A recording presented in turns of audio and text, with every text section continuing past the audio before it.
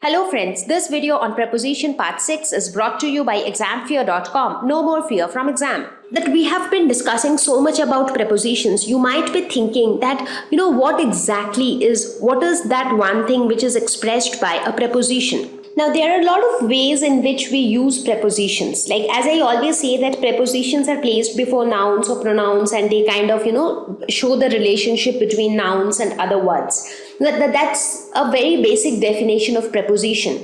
But in terms of meanings, we use prepositions in a lot of situations. For example, prepositions can indicate time. Look at these sentences. Reena arrived before her. So here, before is a preposition. It is placed before a pronoun. It also shows the relation between her and arriving. But if you look at the overall meaning of the sentence, the preposition is indicating time. It is telling that the time when Reena arrived was before her time. Right? So if you look at its meaning, it is indicating time. Look at this sentence. I left from my place in the evening.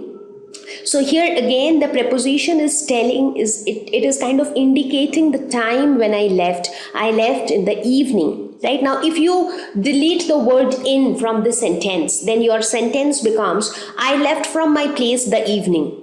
You would not even know whether the evening is the name of the place or what it is. So only when you have in, you understand that, okay, I am talking about a time and evening is that time, right? Look at this one. He studied throughout the year. So if you just say, he studied the year, you might wonder that the year is the name of a subject, or is it the name of a topic which he studied? But that's not the case. Only when you use the preposition throughout, you understand that, okay, you are talking about a time frame and that time frame is a year. So he studied throughout the year. That entire year he studied. So the meaning comes out, or the indication of the time comes out only with the preposition. So prepositions can indicate time. The teacher will be back within an hour. So here an hour is the time, but if you do not use the preposition within, the meaning will not be conveyed. Right? So prepositions indicate time. Prepositions can also indicate place. Look at this one. The dog ran across the road. So here we are talking about a place. We were talking about a location. And the preposition across kind of shows the exact position or the exact place where things are happening. Savita sat beside me. So it talks about a place. Where did Savita sit? She sat beside me. So beside me is the place. Beside me is the position which we are talking about. The kiddo hides behind the door. So if you look at this kiddo, he often hides behind the door. So here it again talks about a place. So this is the place. That means behind the door is the place where the kid hides. So again, the preposition is indicating a place. Geeta stands between her friends.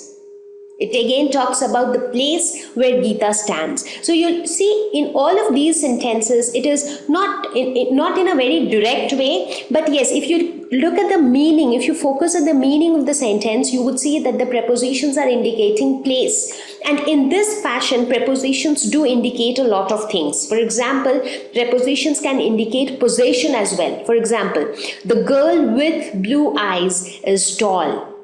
So here, with is the preposition, and if you look at the overall sentence, it tries to convey a meaning that blue eyes are possessed by the girl, or blue eyes are the girl's possession. So it kind of indicates a possession. Again, if you look at this sentence, he is a man of his words. So man of his words, it shows that, words are his possession. So again, in these sentences, you see that prepositions indicate possession. So in this fashion, if you look at one more sentence, the temple of God is within you. So temple of God, it shows belongingness. It shows that the temple belongs to the God, right? So it again shows possession. Prepositions can also indicate agency. What do we mean by agency? When you do something, something is being done with the help of another thing. So that's agency. For example, the town was destroyed by flood. So the destruction was done by what? By the flood. Right? So flood is the agent here, and the preposition by indicates the agency, that with by the flood this was done. Similarly, look at this one, cut the apple with a knife. So with is a preposition. Here again, knife is the agent. Knife is that thing with the help of which you will do a particular work. So knife is the agent here. In the first example, flood is the agent.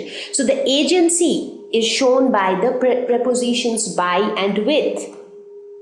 I got the news through your friend.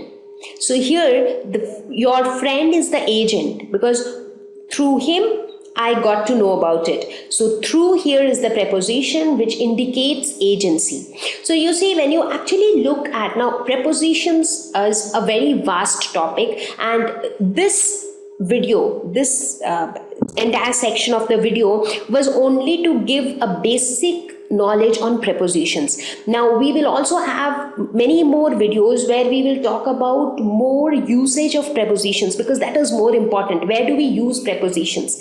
So when you look at these huge number of prepositions, you see that prepositions are capable of indicating time, place, agency, possession. So they actually do serve a lot of purpose.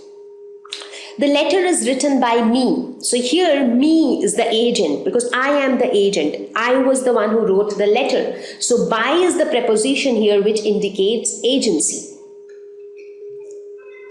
Prepositions also indicate purpose. For example, he took pills for fever. Now it shows the purpose for taking pills. Why did he take pills?